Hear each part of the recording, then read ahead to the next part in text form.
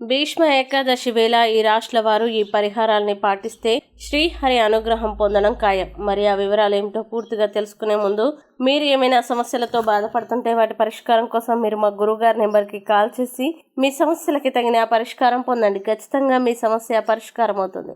ఇక వివరాల్లోకి వెళ్తే మాఘమాసంలో శుక్లపక్షంలో వచ్చే ఏకాదశి జయ ఏకాదశి లేదా భీష్మ ఏకాదశి అని అంటారు. ఈ నేపథ్యంలో ఈ ఏడాది 8 ఫిబ్రవరి 2025 శనివారం రోజున జయ ఏకాదశి వచ్చింది. అయితే ఈ రోజున మేషరాశిలో జన్మించిన వారు శ్రీ మహావిష్ణువుకి గంగాజలంతో అభిషేకం చేసి పసుపు గంధం సమర్పించాలి.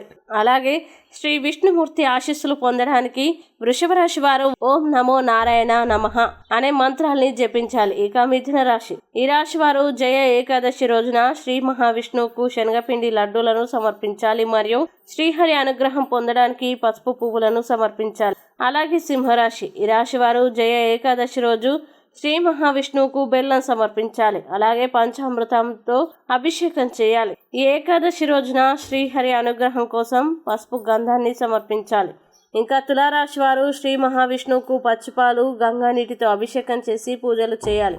ఏకాదశి వేళ శ్రీహరికి పెరుగు తేనెతో అభిషేకం చేసి ఓం నమో భగవతే వాసుదేవాయ నమః అని జపించాలి. వీడియోని లైక్ చేయండి, షేర్ చేయండి.